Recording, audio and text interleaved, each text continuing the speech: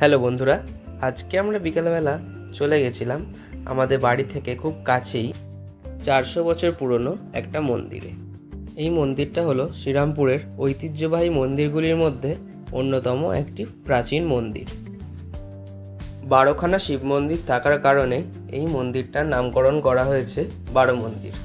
আজকে আমরা স্থানীয় মানুষদের কাছ থেকে জেনে নেওয়ার চেষ্টা করব যে এই মন্দিরটার ইতিহাস এবং যাবতীয় তথ্য।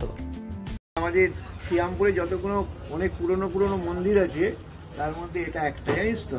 যেমন মাহেশের জগন্নাথ প্রায় 629 বছর হচ্ছে, 629 বছরের মাহেশের জগন্নাথ, এও 400 বছর, 400 বছর পার হয়ে গেছে। এটা এও পেছনে পেছনে আছে। যেমন আছে রাধাবল্লভের মন্দির আছে শ্রীরামপুর, ও পুরনো, ওরকম 350, 400, 500 বছর।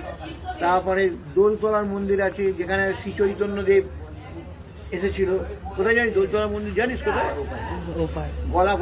গলাফুলটা আছে, চাঁদা সেটা উল্টো দিকে একটা মন্দির আছে লাইনের ধারে, ওইখানে শ্রী চৈতন্যদেব এসেছিল।